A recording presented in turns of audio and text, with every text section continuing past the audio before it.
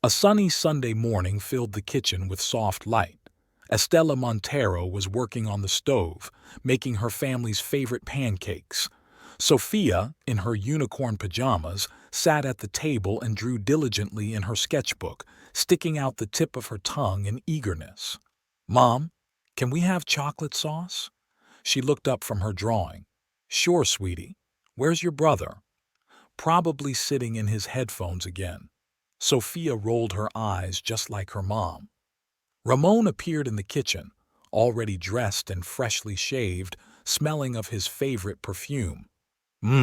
That smells good. My wife is the best cook in the world." He hugged Estella from behind, kissing her neck. She smiled, flipping a pancake. "You know flattery won't help you. You'll still have to wait for everyone to gather." "Manuel!" Ramon shouted. "Breakfast is ready." An inarticulate "now" came from the room, and a minute later a sleepy Manuel appeared, disheveled and wearing a crumpled t-shirt. "Son, did you at least comb your hair?" Ramon ruffled his hair. "Dad, it's not like I'm going to school." Manuel plopped into the chair next to his sister. Estella began to arrange the pancakes on plates. Sophia immediately reached for the chocolate sauce, but her mother stopped her. "Wash your hands first, and get the paints off the table." Family breakfast on Sundays was their tradition. No rush, no phones or tablets, just the four of them, talking, joking, making plans for the day. "I have an idea," Ramon said, spreading jam on a pancake. "Why don't we go to the lake? The weather's great." "Yes," Sophia jumped up in her chair. "Can I take my new swimsuit?" "In April. The water's still cold," Estella shook her head. "But we can have a picnic." "And I'll take the ball," Manuel perked up. "Dad, shall we play?" "Sure, son.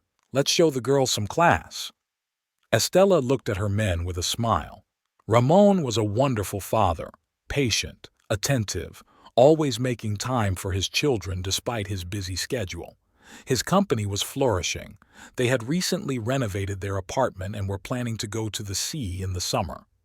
After breakfast, the usual Sunday rush began, packing, looking for a picnic blanket, making sandwiches. Sophia tossed between the room and the bathroom, unable to decide what dress to wear. Manuel was looking for his favorite ball. "Honey, don't forget the thermos," Estella handed Ramon a shiny flask. "And I put in the cookies, your favorite." "What would I do without you?" He pulled her to him, kissed her. "You're the best." It was moments like this that Estella felt absolutely blissful. So many years of marriage and they still looked at each other with loving eyes, still held hands while walking down the street, still had romantic dinners when the kids stayed at Grandma's. The drive to the lake took about an hour. Sophia sang cartoon songs the whole way. Manuel read a book, occasionally lifting his eyes to look out the window. Ramon drove the car with one hand, holding his wife's hand with the other. The lakeside was not crowded. Spring had just begun, after all. They found a cozy spot under a spreading tree and spread a blanket. Sophia immediately took out a sketchbook. She liked to draw landscapes. Manuel and his father went off to play ball. Estella watched her men play ball, listened to her daughter chirping about her drawing, and thought about how lucky they were. They had a real family, not perfect, with its own problems and difficulties, but a strong, loving one. "Mom, look!" Sophia held out the drawing to her. "That's all of us. Here's Dad and Manuel playing. You're sitting under the tree and I'm drawing." "Very beautiful, honey," Estella hugged her daughter. "You're becoming a real artist." By lunchtime, everyone was hungry. The sandwiches and cookies were gone in minutes. Ramon poured hot tea from a thermos for everyone. "Dad, do you remember last year when we broke the fishing rod here?" Manuel laughed. "You bet. Mom made fun of our fishing talents for a week." "You caught a frog, though," Sophia giggled. "It was so funny." They returned home well after dark. Sophia fell asleep in the car. Manuel pecked his nose but stubbornly fought sleep. Ramon carried his daughter in his arms to the apartment, careful not to wake her. After tucking the children in, he and Estella sat in the kitchen, drinking tea and talking quietly. "You know," said Ramon, "sometimes I think, what did I do to deserve such happiness? Such a wife, such children?" "It's just that you're a good man and a wonderful father," Estella stroked his arm. "It's because of you. You make me a better man."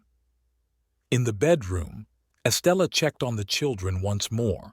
Sophia was cuddling her favorite stuffed cat. Manuel was asleep with his arm tucked under his head, just like when he was a baby. As she fell asleep in her husband's arms, she thought about how life had really worked out. She had a job she loved, a family she dreamed of, a husband she trusted unconditionally. What more do you need to be happy? What she didn't know was that in a few months this idol would be shattered, that there would be a woman who would turn their lives upside down, that they'd have to relearn to trust and believe in people. But for now, she just fell asleep, listening to her husband's steady breathing, and was perfectly happy. Estella habitually checked the oven temperature, glancing at the clock. 7:30 p.m. was the hottest time at El Puerto. She adjusted her white chef's tunic and leaned over a tray of baked dorado. The aroma of rosemary and lemon filled the spacious kitchen, where the impeccably tuned mechanism of cooks and assistants worked like a single organism. "Estella, table number 5 requests to see the chef." A young waitress, Rocio, peered into the kitchen, nervously rubbing her order pad. "Is there something wrong with the dish?" Estella frowned, wiping her hands with a white towel. No, quite the opposite. The guest is absolutely delighted and wants to thank you personally." Estella nodded to her sous chef, Pablo, to keep an eye on the kitchen and headed into the lounge. The restaurant was full. The soft light of crystal chandeliers reflected in polished glasses. Classical music played softly, creating a cozy atmosphere. At table number 5 sat a tall man in a strict dark suit. When Estella approached, he stood up, displaying fine manners. "Señora Montero, I just had to express my admiration. Your specialty is a true work of art." "Thank you," Estella smiled slightly. "Glad you enjoyed it." "Matias Ortega," the man introduced himself. "I work for the police department, but I'm here tonight solely as a connoisseur of haute cuisine." Something warm and trusting flashed in his dark eyes. Estella noted to herself that he did look impressive, stately, trim, with noble gray hair on his temples. "I often visit different restaurants in the city, but your cuisine is something special. Such a combination of traditional recipes and modern techniques." He paused. "I hope to see you here many more times." "Visitors are always welcome," Estella replied with the duty phrase, though something in his gaze made her feel slightly embarrassed. Back in the kitchen, she tried to put the conversation out of her mind. The shift continued. The orders came in one after another, demanding her full concentration. It was only around 11 in the evening that Estella was finally able to take off her uniform and change. Fatigue was a heavy burden. It had been a particularly busy day. The cool evening air cheered her up a little as she stepped outside. The city greeted her with the familiar hum of cars and the lights of storefronts. It was a 20-minute walk home. Estella loved those evening walks when she could gather her thoughts. Their apartment was on the 4th floor of an old building in a respectable neighborhood. When Estella opened the door, the smell of cigarette smoke hit her nose. She wrinkled her nose. Ramon knew how much she disliked it when he smoked in the house. "I'm home," she said softly, walking into the living room. Ramon sat in an armchair, staring at the screen of his laptop. There was an ashtray with a few cigarette butts on the coffee table. "Ah, hi," he said absent-mindedly, not looking up. "The kids are already asleep. Did you check to see if Sophia did her homework? She has a math test tomorrow." Yeah, it's fine." Ramon waved his hand irritably. "Look, I've got some urgent work to do. Let's talk later." Estella stood for a few more seconds looking at her husband. Once they had been able to talk for hours about everything in the world, to share the impressions of the past day. Now, it was as if an invisible wall had grown between them. More and more often, Ramon stayed late at work, less and less interested in her affairs or her children. She walked quietly into her daughter's bedroom. Sophia was asleep, curled up under a blanket, an open book lying next to her. Estella gently removed it and kissed her daughter's forehead. The light was on in her son's room. 15-year-old Manuel was sitting at his computer with headphones on. "It's late." Estella touched his shoulder. "School tomorrow." "5 more minutes, Mom," he asked. "I have a project to finish." "Okay, just not for long," she smiled. Manuel had always been a serious and responsible boy. In the bathroom, Estella took a long look at her reflection. Fatigue had left shadows under her eyes, but she still looked younger than her 42. Being a chef was demanding, but it was her passion, her calling. 20 years ago, she'd started out as a simple kitchen assistant, gradually working her way up the ladder. Then she and Ramon had been young and hopeful. He was just starting his business. They were renting a tiny apartment and dreaming of a large family. Now, they had everything they dreamed of. Beautiful children, a nice apartment, a steady income. So why did she feel like they were losing something important? In the last few months, Ramon had become aloof, irritable. More and more often, he received messages on his phone, which he hastily hid when she appeared. More and more often, he stayed late, explaining that he had urgent business to attend to. Estella lay in bed, listening to the sounds in the apartment. Ramon was still in the living room. She could hear the quiet clicking of a keyboard. She closed her eyes, but sleep didn't come. For some reason, she remembered the conversation she'd had today with that visitor, Matias Ortega. There was something comforting in his demeanor, in his sincere admiration for her culinary skills. She dozed off before her husband came into the bedroom. Her last thought was a vague unease. Something was changing in their lives, and she wasn't sure if it was for the better. It had been a week since the night Matias Ortega had first appeared at the restaurant. During that time, he had come twice more, always alone, always ordering different dishes and always asking to thank the chef. Estella began to involuntarily wait for his appearance, although she tried not to admit it to herself. That evening, she was preparing a new dish for the menu, veal with porcini mushrooms in wine sauce. The kitchen was filled with the thick aroma of spices and fresh herbs. Estella worked intently, occasionally tasting the sauce and adding a pinch of seasoning. "Chef, you have a visitor," Rocio said, and Estella felt her heartbeat quicken. Matthias was sitting at his usual table, this time wearing a light gray suit that went surprisingly well with his eyes. He rose to meet her. "Señora Montero, every time I come here I discover new facets of your talent." There was genuine admiration in his voice. Today it was duck and oranges. Amazing. "Thank you." Estella felt the color flood her cheeks. "I'm glad you like our cuisine." "Don't be modest, it's exactly your kitchen. I made inquiries. You won the award for Best Chef of the Year 2 years ago." Estella raised her eyebrows in surprise. "You were actually interested?" "Of course. I like to know everything about people who I'm impressed." He paused, looking her straight in the eye. Back in the kitchen, Estella couldn't concentrate for a long time. His last words echoed in her head. She mechanically chopped vegetables, thinking about the strange feeling this man evoked in her. There was an unpleasant surprise waiting for her at home. Ramon had already returned from work, but he wasn't alone. An unfamiliar woman in a business suit was sitting in the living room. "Ah, you're home already." Ramon got up from the couch. "Meet Catalina Valdez. This is Catalina Valdez, a lawyer for our company. We're discussing an important contract." Catalina rose elegantly, extending her hand. "A pleasure." Ramon has told me a lot about you." Estella shook the outstretched hand, noting the flawless manicure and expensive jewelry. A subtle scent of French perfume emanated from the woman. "Excuse me, I'm off work. I'm going to go change." Estella hurried out of the room.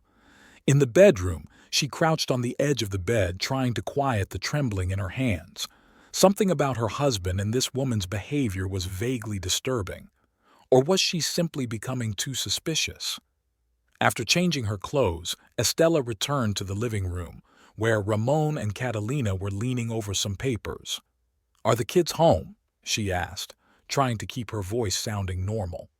"Manuel's at soccer practice. Sophia's at a friend's house," Ramon answered without looking up. "I let her stay for dinner." "And you didn't consult me?" Estella couldn't hide her irritation. "What's the big deal? She's a big girl." Ramon's voice took on a steely note. Catalina looked up from her papers. "What a lovely home you have. Those paintings, they're beautifully chosen." "Thank you," Estella replied dryly. "I'll make dinner." In the kitchen, she began to chop vegetables fiercely. For some reason, she remembered the last few months, the Ramon's constant delays at work, his irritability, his unwillingness to talk. Now there was a face to it all, a beautiful, svelte face like Catalina Wald's. Dinner was a tense affair. Catalina tried to keep up small talk, asking about the restaurant and the children. Ramon was unusually lively, joking, telling some stories from office life. Estella ate in silence, feeling like a stranger in her own home. After dinner, Ramon volunteered to walk Catalina to a cab. They got out, talking animatedly about something. Estella watched them from the kitchen window, wiping plates. She felt a heaviness in her chest, as if a stone had been placed there. When Ramon returned, he went straight into the study, locking the door behind him. Estella heard him talking to someone on the phone, quietly, almost in a whisper. She checked the time. It was almost 10 p.m., time to pick Sophia up from her friends. On the way, she thought about how their lives had changed. Ramon seemed to be growing farther away every day, becoming a stranger. Or maybe he'd always been like that, she just didn't want to notice. Matias Ortega's face came to mind, his attentive, warm gaze. Estella shook her head, pushing the unwelcome thoughts away. Sophia had talked all the way home about her evening, but Estella had listened half-heartedly. The scene in the living room, Ramon and Catalina bent over papers, their casual conversation as if she, Estella, were an extra in the picture. At home, they were met by Manuel, who had returned from training. He was unusually silent, going straight to his room. Estella looked in on him. "Is everything all right, son?" "Yeah, Mom." He didn't take his eyes off the computer. "Just tired." But something in his voice suggested it wasn't that simple. Maybe he'd noticed something too. Children often feel family tensions more acutely than adults. That night, Estella couldn't sleep for a long time. Ramon never came out of his office, apparently having decided to work late. She lay in the dark, listening to the sounds in the apartment, the ticking of the clock, the noise of cars on the street, the muffled voice of her husband behind the wall. What was he talking about? To whom? And most importantly, why was he whispering, as if he were afraid to be heard? In the morning, Ramon left earlier than usual, without even eating breakfast.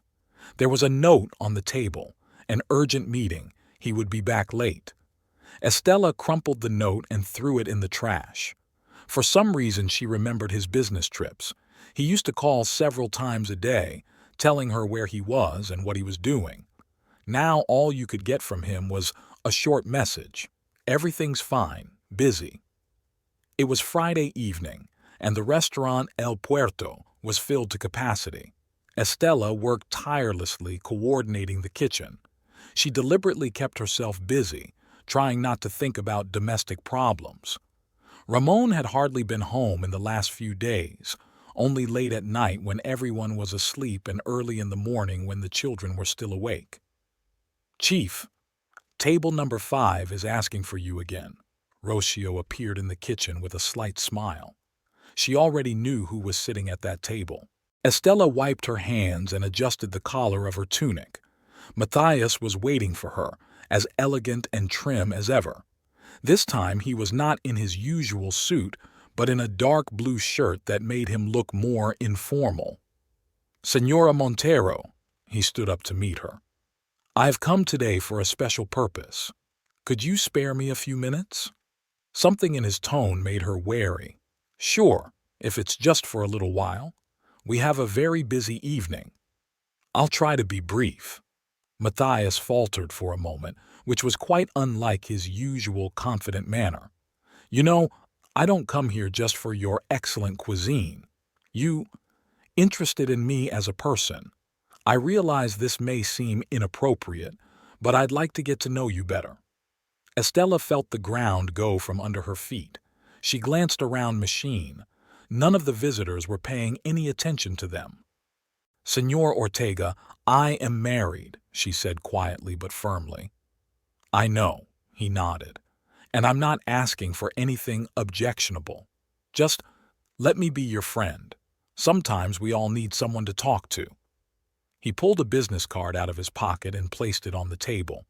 "Here's my personal number. If you ever just want to talk or need help, anytime."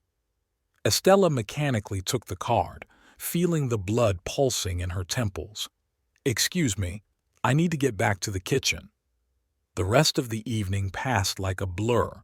She worked automatically, giving orders, checking dishes, but her thoughts kept returning to her conversation with Matthias. His words had touched something deep inside, perhaps the emptiness that had been growing in her soul for the past few months. An unaccustomed silence greeted her at home. Sophia had gone to her grandmother's for the weekend. Manuel was at a friend's house finishing a school project. Ramon had sent word that he would be late, again. Estella went into the bedroom and pulled out Matthias's business card, a simple white rectangle with his name and phone number. She stared at the numbers for a long time, fighting the temptation to call, just to hear his voice. Suddenly the door slammed in the hallway. Manuel had returned. Estella hastily hid the business card in the drawer of her bedside table. "Mom, are you home?" Her son peeked into the room. His face seemed drained to her, as if something was troubling him. "Yes, sweetie. How did the project go?" Manuel sat down on the edge of the bed. "Fine. Mom, can I ask you a question?" "Sure." She sat down next to him, feeling the anxiety building. "Are you and Dad doing okay? It's just, he's hardly ever home, and you barely talk." Estella put her arm around her son's shoulders. He was already almost as tall as her, but he seemed so vulnerable now. "Adults sometimes have difficult periods, but you don't have to worry about it." "I saw Dad yesterday," Manuel said suddenly, "in a cafe near the school. He was with some woman." Estella felt everything cold inside. It must have been a business meeting. You know, Daddy has a lot of work to do. "Maybe," Manuel shrugged. "Except they were holding hands. I couldn't believe my eyes at first, thought maybe I had the wrong guy, but it was definitely him." At that moment the front door slammed again. Ramon had returned. Estella heard him whistling a tune, rattling something in the kitchen. "Go to sleep, honey," she kissed her son on the forehead. "It'll be okay." Manuel left, and she remained sitting on the bed, staring at one point. Her son's words rolled around in her head, intertwined with Matthias's words. If you ever need help, perhaps that moment had already come. Ramon peeked into the bedroom. "Are you still awake? Where's Sophia?" "At her mom's. I told you this morning." Estella did her best to keep her voice calm. "Where have you been?" "At work, of course. Lots to do. New contract." He waved his hand carelessly. "I'm taking a shower." Estella stared at the closed bathroom door. Ramon smelled of familiar French perfume, the same perfume Catalina had used. All the oddities of the last few months came to mind. The late returns, the secret phone calls, the sudden business trips. How could she have been so blind? She took the business card out of the drawer and stared at the phone number for a long time. Tomorrow.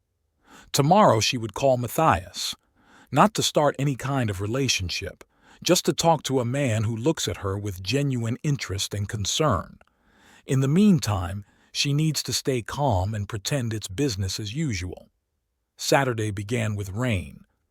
Estella woke up to the sound of drops hitting the eaves. Ramon was gone.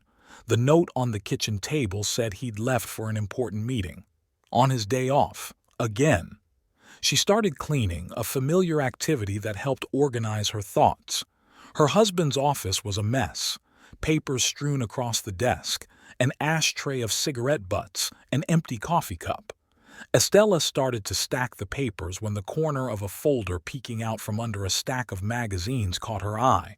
The folder was new, bearing the logo of an unfamiliar law firm. Inside were the documents for their house, copies of the old purchase papers, some new contracts with stamps.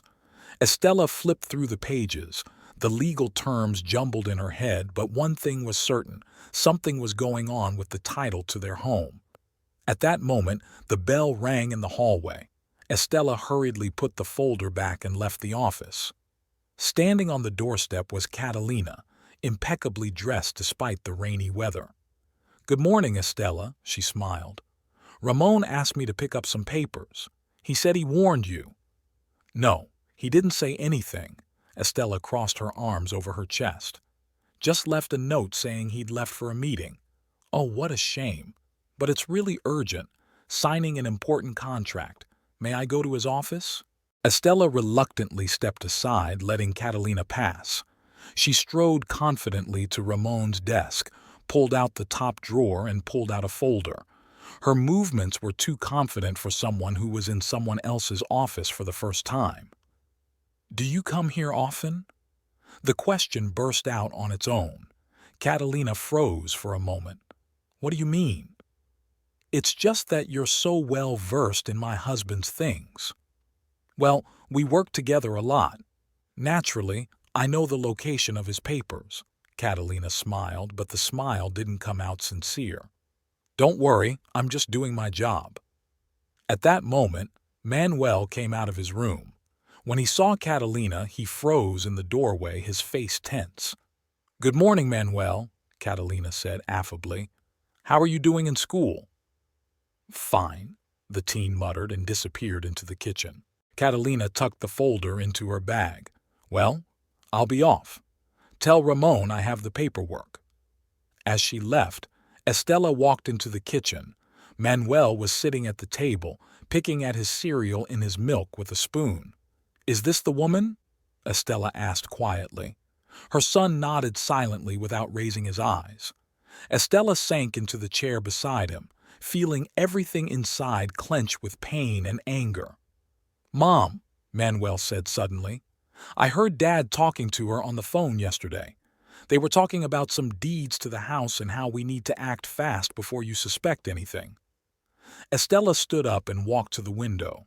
The rain had intensified, turning the street into a blurry gray canvas. Something had to be done, but what? She pulled out her cell phone and Matthias's business card, stared at the number for a long time, then resolutely dialed the digits. "Señor Ortega, this is Estella Montero. I need to talk to you." They agreed to meet at a small cafe near the police headquarters. Estella had left Manuel at home, instructing him not to tell anyone she was leaving. The cafe turned out to be a cozy place with a few tables by the window. Matthias was already waiting for her, a cup of cold coffee in front of him. "I'm glad you called," he said as the waiter took her order. "Though judging by your voice, the reason is not a pleasant one." Estella told him about the documents they had found, about Catalina's strange behavior, about the conversation her son had overheard. Matthias listened attentively, occasionally asking clarifying questions. "Sounds like preparations for a real estate fraud," he finally said. "You say this Catalina is a lawyer?" "Yes, she works for her husband's company. or at least that's what she says. I can run her through our databases. If she's involved in any shenanigans, it should come up somewhere. Only I need her full name. Estella shook her head. Catalina Valdez. But I don't want to file a formal complaint until I'm sure. It could hurt the children. I understand. Matthias covered her hand with his. We'll proceed with caution. In the meantime, try to behave as usual. Don't arouse suspicion. His touch sent goosebumps running down her skin. Estella gently withdrew her hand. Thank you. I don't even know why I decided to come to you specifically. Because you feel I can be trusted, he replied simply. And you're right. I will help you deal with this situation. Back at home, Estella found Ramon in the study. He was frantically searching through his desk drawers for something. Where have you been? He asked without looking at her. Went to the store, she lied. Catalina came by to get some paperwork. Yeah, she said. Ramon slammed the drawer shut. Listen, I need to get away for a couple days right away. A business trip to Cordoba. Again? You just got back from a business trip. What can you do? Business demands. He finally turned to her. By the way, have you seen a folder with a blue spine around here? I can't find it. No. Estella shook her head, feeling her pulse quicken. What's in it? Oh, just work papers. He waved his hand. Okay, I'll look for it later. I've got to get ready. That evening, after Ramon left, Estella went into his office again. Now she knew what to look for. In the bottom drawer of his desk, under a stack of old magazines, she found another folder, this time with medical records. Her hands trembled as she began to read. It was a medical history in her name, with a description of a non-existent mental disorder. The morning was unusually hot for this time of year. Estella woke early. Her sleep was restless, and she was constantly awakened in the middle of the night. Ramon was supposed to return from Cordoba tonight, but something told her she had to check his word. She called her husband's office, trying to keep her voice as casual as possible. Good afternoon. This is Estella Montero. May I speak to my husband? She began to ask about the details of the trip. Señor Montero did not go to Cordoba, the secretary replied. He took a day off for those days. Estella slowly put the phone down. She knew it would happen sooner or later, the moment when the lie would become obvious. The kids were in school. She had a few hours to act. In the bedroom, she opened her husband's closet. Several shirts were gone, as was his favorite suit. Rummaging through the drawers looking for some clue, she came across a hotel bill. Not in Cordoba, here in Buenos Aires, only half an hour's drive from their home. Estella hailed a cab. The driver tried to make conversation all the way, but she answered one-wordedly, absorbed in her own thoughts. The hotel turned out to be luxurious, a 20-story glass building in the city's business district. Good afternoon, she approached the front desk. I'm looking for my husband, Ramon Montero. I need to deliver some important documents to him. The receptionist looked at the computer. Yes, Señor Montero is staying with us. Room number 812. Would you like me to call him? No, thank you. It's a surprise. Estella forced out a smile. In the elevator, she stared at her reflection in the mirrored wall. The pale face, the determined look. She barely recognized herself. 8th floor, turn right, number 812. Estella raised her hand to knock, but at that moment voices came from the room. Honey, order more champagne. A woman's laughter, so familiar. Catalina. Can we finish the paperwork first? Ramon's voice, low, playful. We need to get it right so this fool doesn't suspect a thing until it's too late. Oh, don't worry. With a fake medical history and new deeds to the house, she won't stand a chance. Your kids will live with us and she can go to hell. Estella felt her fingers go numb. She pulled out her phone and turned on the recorder, let Matthias hear how they planned to destroy her. At that moment, the room door swung open. Ramon, in a single robe, froze on the threshold. Estella? His face went pale. "What are you doing here?" "Who is it, darling?" Catalina appeared from the depths of the room, throwing a sheet over her shoulders.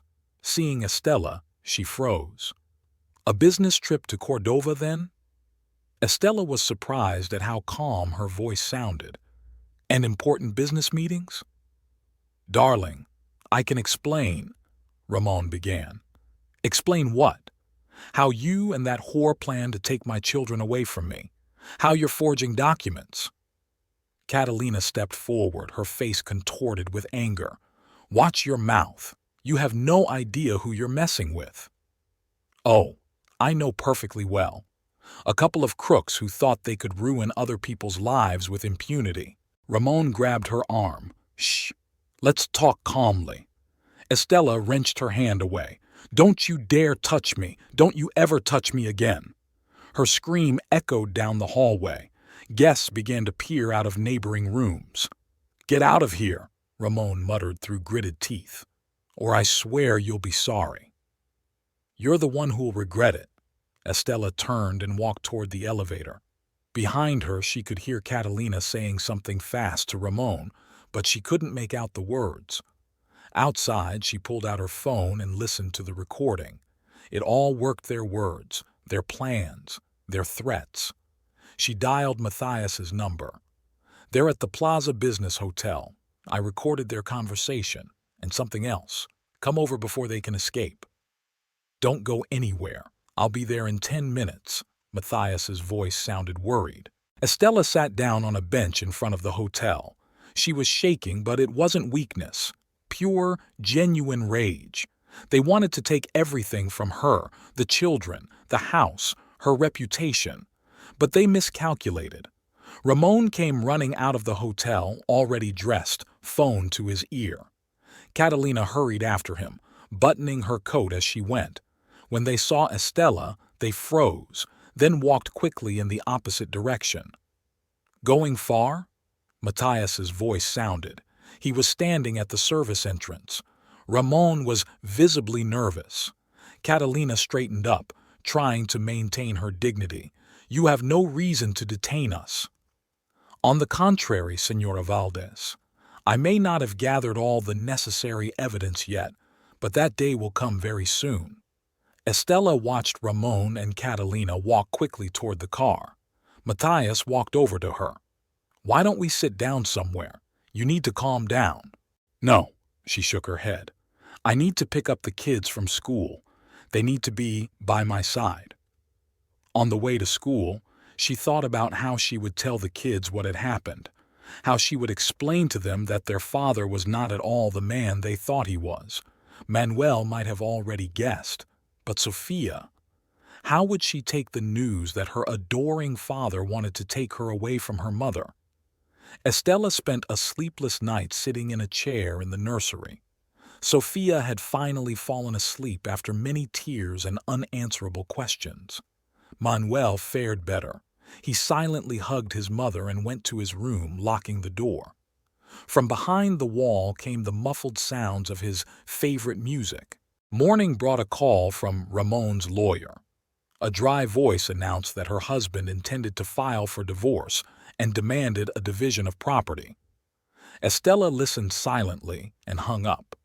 In the kitchen, Sophia was picking at the untouched breakfast. The toast was getting cold, the orange juice had lost its bubbles. "Honey, you need to eat." Estella took a seat next to her daughter. "Is Daddy going to call today?" Sophia asked quietly, not looking up. "I don't know, love. Let's wait." The ringing of the doorbell interrupted their conversation. Ramon stood on the doorstep wearing the same suit as yesterday, but now wrinkled, his eyes red from sleep. Behind him loomed Catalina, dressed in a strict business suit. "We need to talk," Ramon began without preamble. "It's time for the kids to go to school," Estella replied, trying to close the door. Ramon put his foot in the opening. "The kids will stay home. That goes for them too." Sophia ran out into the hallway. "Daddy!" Ramon didn't even look at his daughter.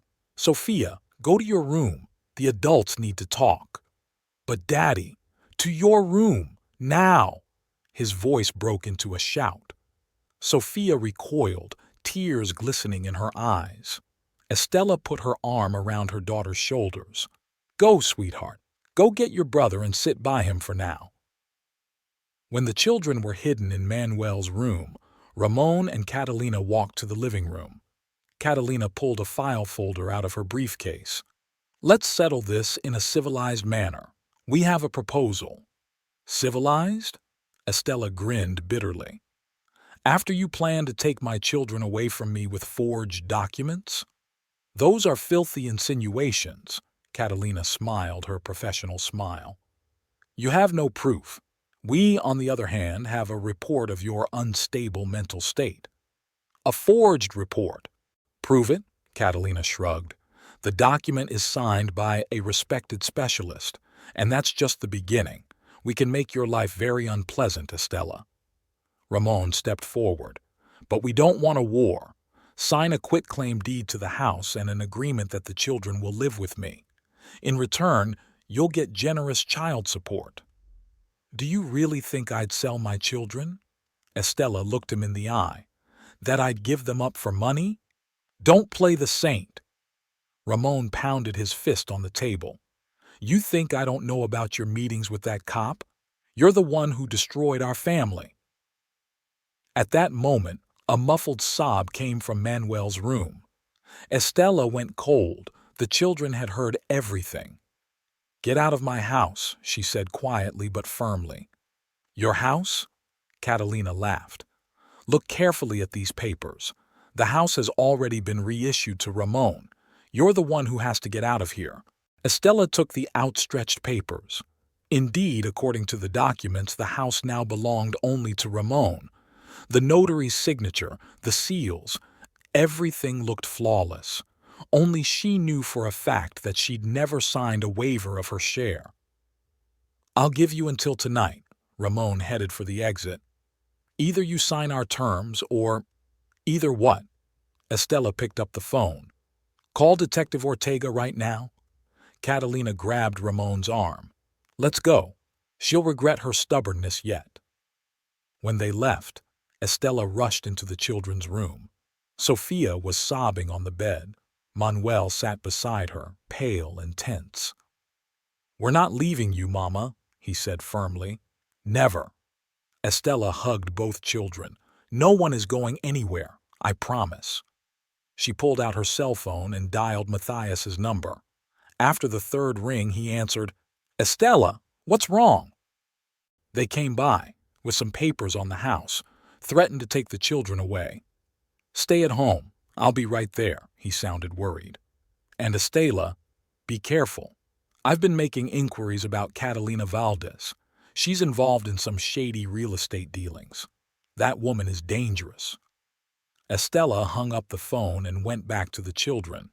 Sophia finally calmed down and fell asleep, exhausted from crying. Manuel sat at the computer, but the screen was off. "Mom," he called out. "Does that policeman, does he really want to help us?" "Yes, honey. He's a good man." "Then why did Dad say that you—" "Your father is very angry right now and can say all sorts of stupid things." Estella stroked her son's head. "Don't believe everything he says." Outside the window there was the sound of a car pulling up. Estella looked out. Matthias's black car stopped in front of the house. She went down to meet him. "I have news," Matthias said as soon as they entered the living room, "and documents that will help expose their machinations, but we need to act quickly." He spread some papers on the table. "Look, here's evidence that the signatures on the documents are forged, and here are statements of other transactions where Catalina's name appears." At that moment the doorbell rang again. On the threshold stood an unfamiliar man in an austere suit. "Senora Montero, I'm from Child Services. There's been a report of a dysfunctional family situation." Estella felt the ground slipping from under her feet. They acted, and they acted fast. The child welfare representative sat in their house for almost 2 hours. Matthias did not leave Estella's side. His presence gave her strength. She answered endless questions, showed the children's rooms, school diaries, family photos. Sophia and Manuel also spoke to the inspector, calmly and judiciously, especially Manuel.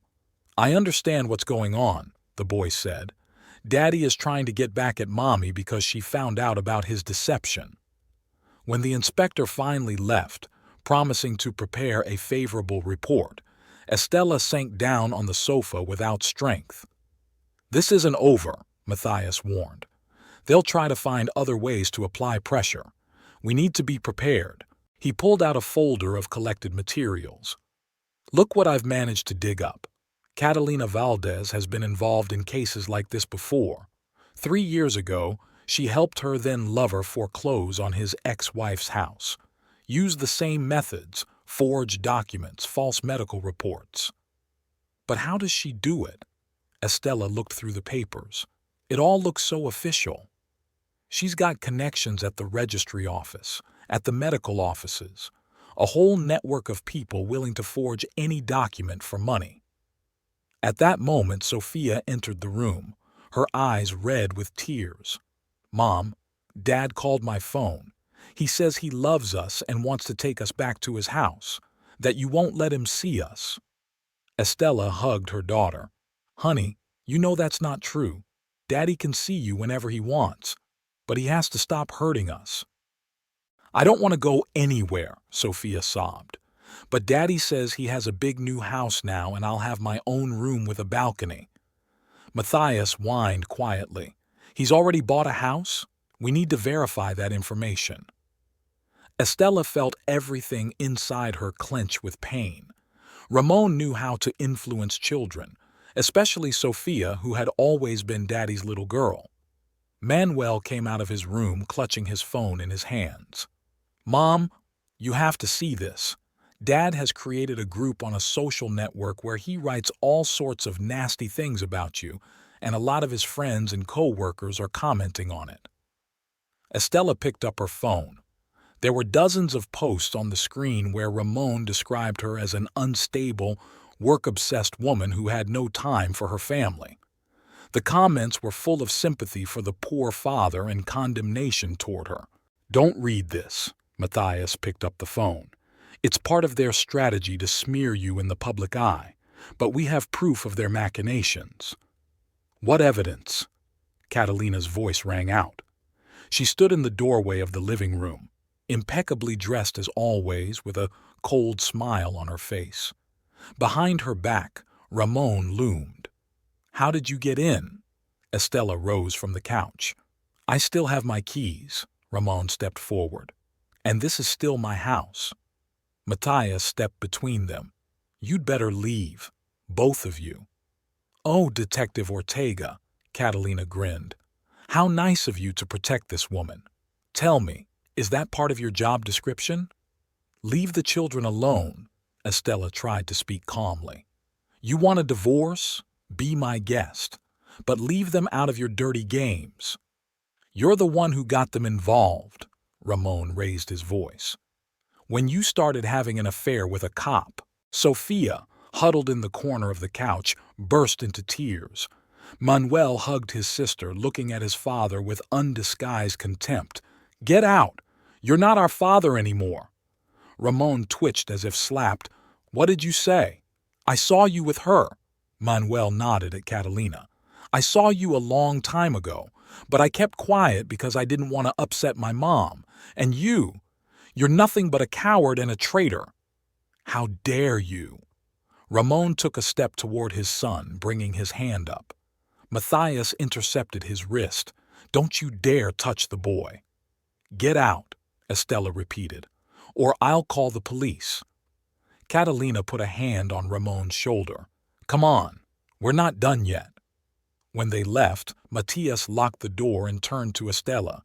"We need to install new locks and security cameras." "Why?" Sophia raised a crying face.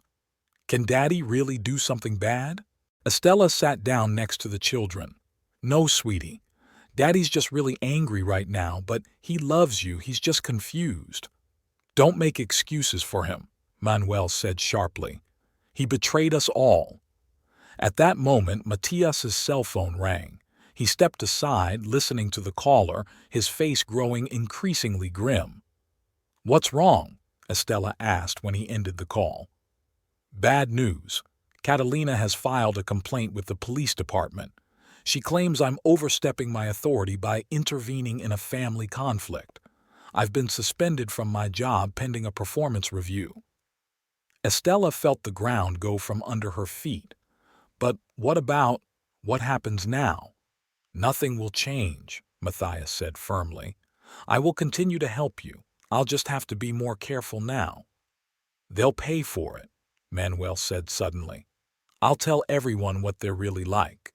"No," Estella hugged her son. "We will act according to the law. Otherwise, we're no better than they are."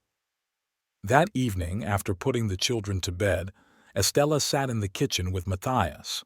They were going through documents, trying to find clues that would help expose Ramon and Catalina's machinations. "Look," Matthias pointed to one of the papers.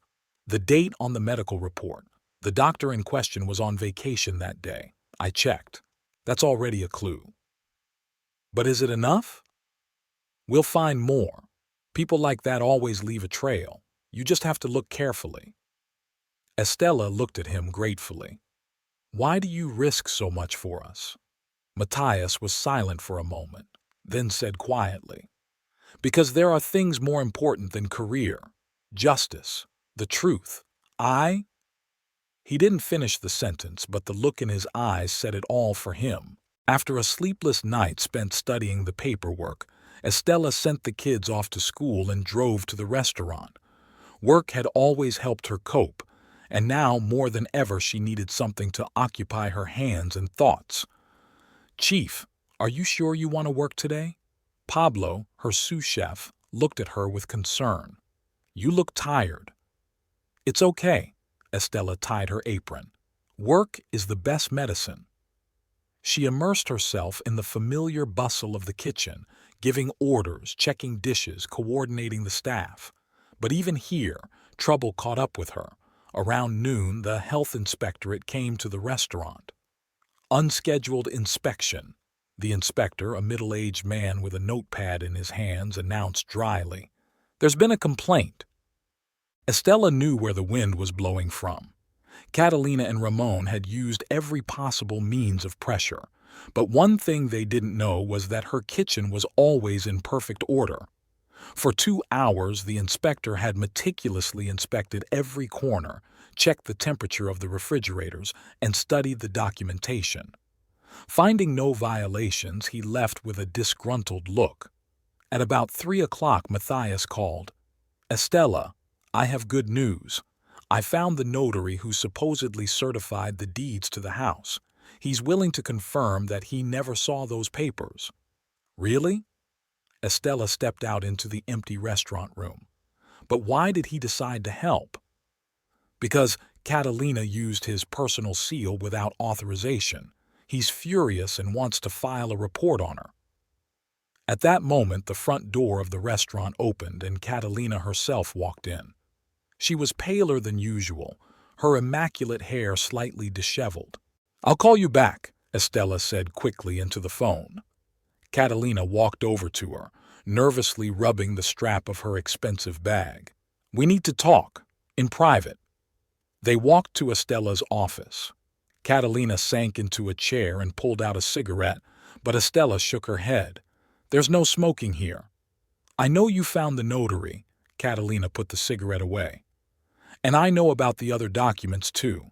Let's make a deal." "About what?" "I can convince Ramon to give up his claim to the children. You'll leave the house to him, and in return you'll receive generous compensation." Estella looked carefully at the woman in front of her. Catalina was clearly nervous. Her fingers were constantly rubbing the button on her jacket, her eyes running around the office. "Why so generous?" Estella asked. "Just yesterday you were threatening to take everything away from me." "The situation has changed. Besides," Catalina hesitated, "Ramon isn't the man he claims to be. He uses people and then throws them away." And you're just now realizing that? I found documents, other documents, about his machinations with the company. He set up some of his partners, embezzled their money. Now they're looking for him. There was a knock at the door. It was Rocio. Chief, there's a customer there to thank you for lunch. I'll be right with you. Estella turned to Catalina. I'm not going to negotiate anything, not with you or Ramon. Let the court handle everything. Catalina stood up. You will regret this decision. We still have ways to ruin your life. Threatening? Estella stood up as well. Then I'll be blunt too. If anything happens to my children, I will destroy you both. When Catalina left, Estella called Matthias and told him about the strange visit. She's scared, Matthias said. And that's a good thing. Scared people make mistakes. By the way, I checked Ramon's company information. His partners have indeed filed a police report. We're talking about a major fraud. So it's all falling apart? Estella felt strangely devastated. Yes, but they could still be dangerous. I'll put surveillance on the house even though I'm suspended. On returning home in the evening, Estella found the children engaged in an unfamiliar activity. They were arranging old photographs. Look, Mommy, Sophia held out a picture to her. This is our trip to the sea 3 years ago. Papa was different then, wasn't he? Estella looked at the picture. A smiling Ramon holding a laughing Sophia in his arms, Manuel making faces beside him. All so happy, carefree. He betrayed us. Manuel took the picture and tore it up. All these memories are lies. No, honey, Estella hugged her son. Everything was real then. It's just that people change sometimes. Late that night, Diego, the restaurant owner, called. Estella, we have a problem. There are reviews on the internet about people being poisoned in our restaurant. Dozens of reviews, and they keep popping up. It's all fake, Estella said tiredly. I know who's behind it. I know. You told me about your husband. But it's affecting business. People are canceling reservations. Do you want me to leave? No. You're the best chef in town. Just, maybe you could take a vacation until things settle down? Estella agreed. Right now, she really needed time to sort out all her problems. Besides, she was afraid to leave the children alone, just to see what Ramon and Catalina might think. In the night, she was awakened by Matthias's call. Pack up the kids and leave the house right away. I have information that they are preparing some big provocation. I'll be right there. Estella woke the children, told them to dress quickly and gather the essentials. Sophia was crying, not understanding what was going on. Manuel was unaccustomedly silent. They managed to leave the house 10 minutes before the police showed up. Someone had reported drugs allegedly hidden in the house. Matthias, who was waiting for them in the car around the corner, shook his head. They've lost their heads, but now we have proof of false denunciation. That's a serious article. Where are we going? Sophia asked, still sobbing. To a safe place, Matthias replied, where no one will find you. The safe place turned out to be a small house on the outskirts of town owned by Matthias's sister. 2 bedrooms, a small living room, old but well-kept furniture. Everything breathed peace and comfort. Sophia finally stopped crying and fell asleep on the couch, covered with a blanket. Manuel sat by the window, staring intensely into the darkness. You'll be safe here. Matthias checked the locks on the windows. My sister is in Europe right now. The house is empty. Estella sank tiredly into a chair. How long can this go on? We can't hide forever. Not long. Matthias sat down across from her. I have a reliable source in Ramon's office. He reported that your husband has started destroying documents. He seems to sense that the ring is shrinking. The morning began with an unexpected call.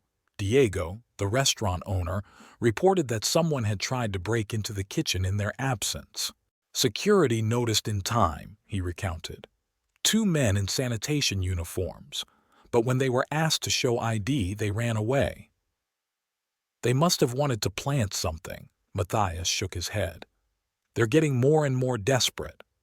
Sophia, who had heard the conversation, walked over to her mother.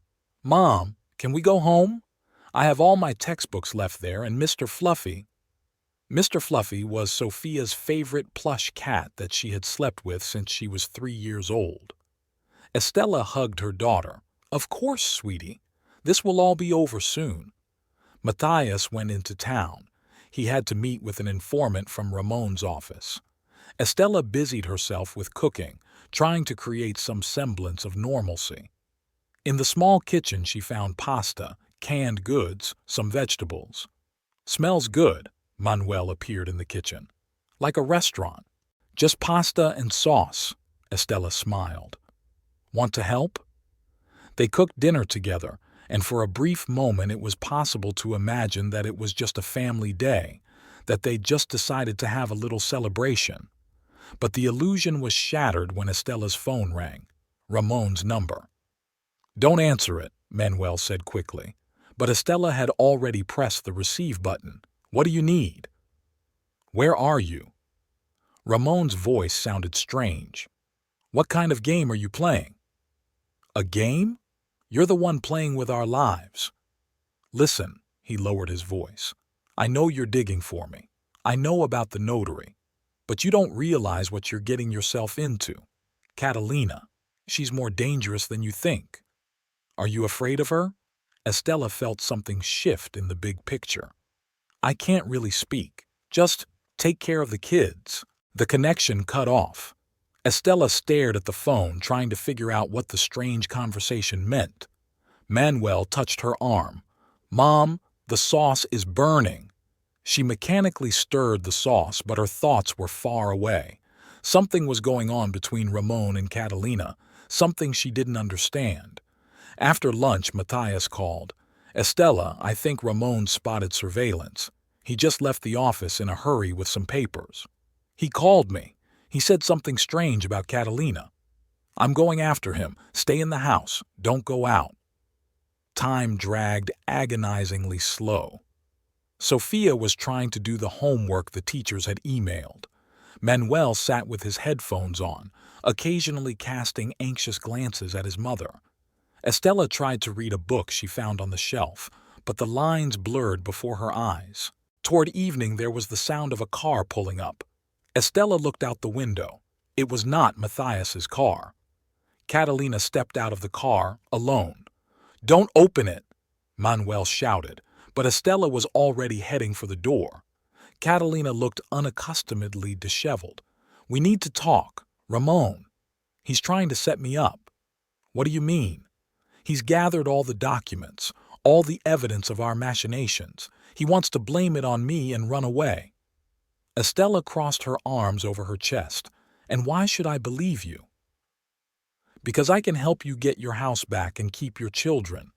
I have documents, real documents that prove he's a fraud, but I need your help. At that moment, Manuel appeared from behind with a baseball bat in his hands. Leave, or I'll call the police. Catalina took a step back. Stupid boy. You don't understand. It's you who don't understand, came Matthias's voice. He stood at the wicket gate with his hand on his holster. Raise your hand slowly. Oh, our valiant knight again, Catalina grinned, but fear flashed in her eyes. You are, after all, suspended from service. You have no right to. I do, especially after my colleagues found a whole archive of forged documents in your office. Ramon was very talkative when he was detained. Catalina Valdez, you're under arrest on suspicion of fraud, forgery of documents, and attempted unlawful termination of parental rights. As she was being led out, she turned to Estella. You'll be sorry. I'll find a way to get revenge. Estella watched in silence as the police car drove Catalina away. An hour later, Matthias returned, quickly went up to the apartment. Is everyone all right? She didn't have time to do anything? Sophia ran out of her room and rushed to him. Did you arrest that evil woman? She's not coming back? No, little one, Matthias stroked the girl's head. She will never bother you again. Manuel stood in the doorway of his room, still tense. What's going to happen to Daddy? He's cooperating with the investigation, Matthias said softly. That will help mitigate his punishment. Estella sank down on the couch, feeling the tension of the last few days fade away. The children sat down beside her. Sophia snuggled up on one side, Manuel on the other. "Mommy," Sophia said quietly, "are we really safe now?" "Yes, sweetheart. Everything's going to be okay now." The police station greeted them with gray walls and the harsh light of fluorescent bulbs. Estella held tightly by the hand of Sophia, who huddled fearfully against her mother. Manuel walked a little behind, hands in his pockets and head low. Matthias led them down a long hallway, nodding to the familiar officers. "You'll have to testify," he said softly, opening the door of a small office. "The kids can wait here with Officer Gomez." The young policewoman smiled welcomingly at the children. "I have hot chocolate and cookies. Would you like some?" Sophia looked at her mother uncertainly. Estella nodded. "Go on, darlings. I'll be right back." They met Ramon in the hallway. He was being led by two policemen. He looked gaunt, his wrinkled suit hanging like a hanger. When he saw Estella, he stopped. "I need to talk to my wife." "Ex-wife," Estella corrected coldly. "Please." A pleading note appeared in his voice. 5 minutes. Matthias looked at Estella. "It's your decision." They walked into an empty interrogation room.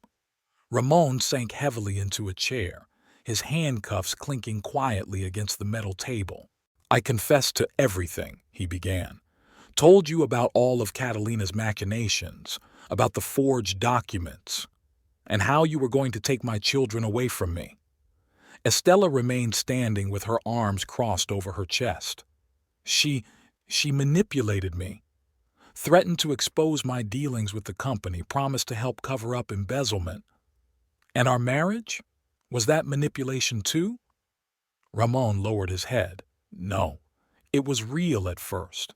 But then she came along, so smart, so businesslike, so knowledgeable about the legalities. I got carried away." "Infatuated?" Estella grinned bitterly. "You ruined our family, scared the kids, tried to take everything away from me. And you call that a crush?" "I'm confused." He ran a hand over his face. "Catalina promised to fix all the business problems. Said if we got rid of you, we could start a new life." At that moment, the door swung open. Catalina burst into the office, followed by the police officers rushing after her. "Traitor!" she shouted when she saw Ramon. "You've ruined everything, our whole future." "Calm down, Senora Valdez," Matthias stepped between them. "Calm down?" She laughed a shrill laugh. "That weakling has blabbed everything. And you," she jabbed a finger at Estella, "you ruined all my plans." "Your plans," Estella interjected quietly. "You wanted to destroy my family, take away my children, destroy my reputation. And you call that plans?" Catalina jerked forward, but the police officers held her back. "You think you've won? This isn't over. I still have connections, money." "You have nothing left," Matthias said calmly. "We found all the documents about your machinations. All accounts have been frozen. Your connections are already testifying against you." Catalina's face contorted with rage. She turned to Ramon. "You! It's all your fault. I loved you, you fool. I believed we would be together." Ramon shrank back in his chair. "I'm sorry. I should have been thinking about the kids." "About the children?" she laughed. "You never thought about them, only about yourself, about your dirty deeds that I helped cover up." Estella watched the scene in silence. A strange desolation swept over her, as if she were watching a bad play with mediocre actors. These people had tried to ruin her life, and now they were ruining it themselves. Children's voices could be heard in the hallway. Sophia and Manuel, apparently having heard the screams, came out of the study. Estella rushed to the door, but it was too late. "Papa?" Sophia froze on the threshold. Catalina took advantage of the moment of confusion and broke free of the police officer's grip. She rushed toward the girl. "Here, look what your mother did to your father. Put him in jail." Manuel stood in front of his sister. "Don't you dare go near her." "Manuel, honey," Catalina tried to smile. "You're a smart boy. You should understand." "I understand everything." His voice shook with anger. "You are an evil, lying woman. You broke our family." The police officers grabbed Catalina and she began screaming and lashing out again. Sophia burst into tears. Manuel hugged his sister, trying to close her off from this nightmare. Ramon got up from his chair. "Children, forgive me." "Take them away," Matias ordered. "Both of them." As Ramon and Catalina were led away, there was silence in the study, broken only by Sophia's sobs. Estella hugged both children. "It's over, my good ones. Everything's going to be okay now." "Is Dad really going to jail?" Sophia asked quietly. "Yes, honey. He did bad things and he has to answer for them." "And will we be able to visit him?" Estella looked at Matthias. He nodded. "Of course, whenever you want to, but right now you should go home, get some rest." They walked out of the police station into the warm evening. Sophia was still holding onto her mother's hand, but she was no longer crying. Manuel walked in silence, immersed in his own thoughts. "I'll drive you," Matias said, opening the car door. On the way home, no one said a word. Everyone was thinking about their own thoughts, about shattered dreams, about betrayal, about an uncertain future. But there was something cleansing in this silence, like after a thunderstorm when the air becomes fresh and clean. The gray building of the detention center towered above the street, casting a long shadow on the asphalt. Estella parked the car and sat still for a few minutes, gathering her thoughts. She hadn't planned to come here, but last night Sophia had burst into tears over her homework. She had to write an essay about her family. The guard at the entrance took a long time to check her ID, then led her through several security checkpoints. Each door closed with a heavy metallic clang that echoed in her temples. Finally, she was led to the visiting room, a small room with 2 tables separated by a partition. Ramon appeared a few minutes later. He had lost weight, his uniform hanging in a sack. When he saw Estella, he froze for a moment, then slowly sat down across from her. "I didn't think you'd come." His voice sounded muffled. "Neither did I," Estella put her hands on the table. "But we need to talk about the children." Ramon looked up. "How are they?" "Sophia cries at night. Manuel has become withdrawn, hardly talks at all. Do you realize what you've done?" "I do." He ran his hand over his face. "I do now. I lie awake every night thinking, how could I? How did I let this happen? What happened to you, Ramon? When did you become like this?" He was silent for a long time, looking down at the table. "It started with problems at the company. I made some risky deals, lost a lot of money. Catalina showed up just then, beautiful, confident, knew all the legal loopholes. She offered to help and I took her up on it." "Did you fall in love with her?" "No," he shook his head. "It was something else. Excitement, maybe. She had a way of making me feel important, successful. And then the document fraud started, the forgeries, the deceit. I was in it up to my eyeballs. And you decided to sacrifice your family." I was confused. He clenched his hands into fists. "Catalina convinced me that if we got rid of you, took the kids, we could start a new life, that all the problems would solve themselves." Estella stared at the man in front of her, so familiar and yet so completely foreign. 20 years of marriage, 2 children, thousands of shared memories, and all destroyed for the sake of phantom promises. "Sophia's been asking about you," she said. Wants to come over. No, Ramon replied sharply. I don't want the children to see me here, especially Sophia. She's always been so delicate, vulnerable. That's not for you to decide. They have a right to know the truth, to see the consequences of your actions. Was Catalina arrested too? He suddenly asked. Yes. Her case is more complicated. There are other machinations surfacing, other families affected. Ramon hunched over in his chair. Remember, she came to see me in the holding cell, screaming that I had betrayed her, that she loved me. And I looked at her and didn't understand.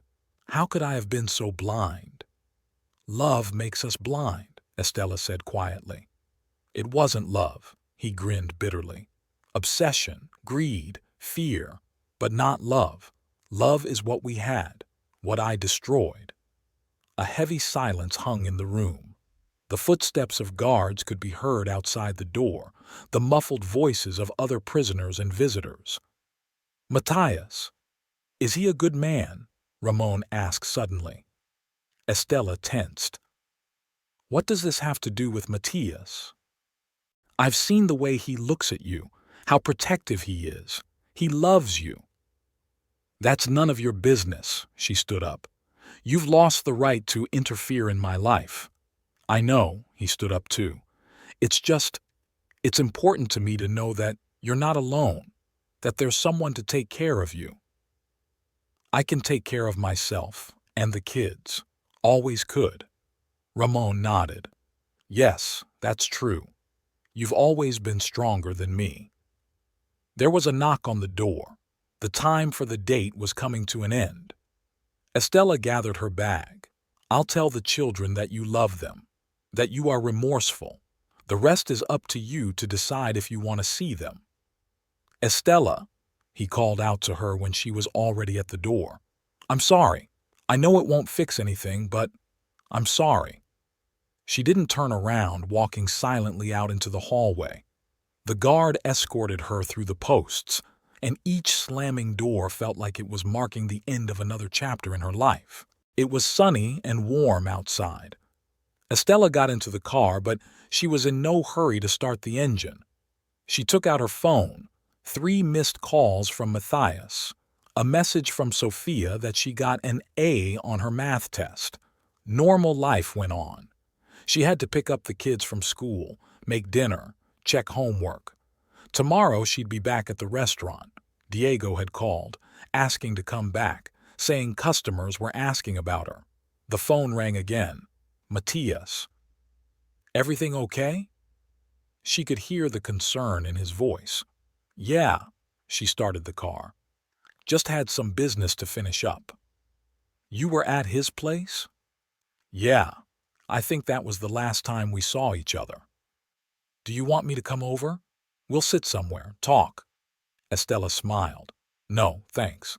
I have to pick up the kids from school. Maybe tomorrow. Sure. I'll wait as long as it takes. She hung up the phone and pulled into the driveway. It was going to be a long day ahead, with lots of things to do and worry about. But for some reason it felt light, as if she'd finally shed the heavy load she'd been carrying for so long. The courtroom was filled to capacity. Estella sat in the front row, clutching her purse. Matthias was next to her, calm and confident, and his presence gave her strength. The children had stayed home with their grandmother. She didn't want them to be present when the verdict was announced. The judge, an elderly woman with a penetrating gaze, began to read out the judgment. Each word sounded like a hammer blow. Fraud, forgery of documents, attempted unlawful termination of parental rights, financial fraud. The defendant Ramon Montero is sentenced to 5 years imprisonment to be served in a general security colony. Estella felt Matthias squeeze her hand. She looked at her ex-husband. He stood with his head low, shoulders slumped. The defendant Catalina Valdez is sentenced to 8 years imprisonment to be served in a general security colony. Catalina twitched as if from a blow. Her perfect hair mussed, her makeup smeared with tears. In addition, The court ordered the defendants to pay 500,000 pesos in moral damages in favor of the victim, Estela Montero. When the session was over, Estela walked out of the courthouse into the bright sunshine. Strangely, she felt neither joy nor triumph, only relief, as if she had finally shed a heavy weight. "Let's go." Matthias opened the car door. "I have a surprise for you." "Now? But the kids?" "The children are already there, with my sister. I've organized everything." They drove through the city, and Estela gradually recognized the route. The road led to the El Puerto restaurant. But as they pulled up, she saw something had changed. There was a new sign above the entrance. "What is it?" She turned to Matthias. "Come out and look," he smiled. The new sign said in gold letters, Estela, and underneath it, Haute Cuisine Restaurant. Diego, the owner of the restaurant, stood in the doorway with a wide smile. "Surprise! Now you're not just a chef, you're a co-owner." "But how?" "Matthias told me about your problems, how you've been dealing with all this and still being the best chef in town. And I thought, why not make you a partner? You deserve it." Inside the restaurant, another surprise awaited them. All the tables were decorated with flowers, and at the center table sat Sophia and Manuel with a huge cake. "Mom!" Sophia rushed over to her. "Look, Aunt Anna and I made the cake. Well, she helped, but I decorated it myself." Manuel approached more reservedly, but there was a glow of pride in his eyes. "And I came up with a new logo for the restaurant. Shall I show you?" Estela hugged the children, feeling tears come to her eyes, but this time from happiness. They spent the entire evening at the restaurant. All the staff came, cooks, waiters, even the cleaners. Everyone wanted to congratulate the new co-owner. Sophia looked important as she told everyone how they had prepared the cake, and Manuel showed his sketches of the new menu design. "You know," Matthias said when the two of them were alone in a corner of the room, "looking at you now, I realize that it wasn't all for nothing. All those trials have made you stronger. Not just me." Estela looked at the children. "Sophia has stopped crying at night. Manuel is smiling again. We'll cope with their father being away." "Of course you'll cope. And I'll always be there for them, if you let me." Estela looked into his eyes. The same hope in them that was in her heart read, "You know, the kids have grown attached to you. Especially Sophia. She says you look like a knight from her favorite fairy tale." Matthias laughed. "A knight? Well, I tried to live up to it." "And you succeeded," she touched his arm lightly. "You have restored our faith that not all men are traitors, that there are still honest and decent men out there." Sophia ran up to them with a piece of cake. "Mom, Matthias, try it. I made the cream myself." They accepted the plates with a smile. Sophia ran to her brother, who was discussing something passionately with the cooks. "You have wonderful children," Matthias said. "We're going to be fine, aren't we?" Estela looked at the people celebrating, at the happy faces of her children. "Really?" He covered her hand with his. "It's only going to be okay now." Outside the windows of the restaurant, dusk was falling. The streetlights were coming on. A new chapter of their lives was beginning, without fear, without betrayal, without pain. There was a lot of work ahead, many new tasks and goals. But now Estela knew she could do it. She had her children, her restaurant, her calling, and perhaps a new love that would not betray or deceive.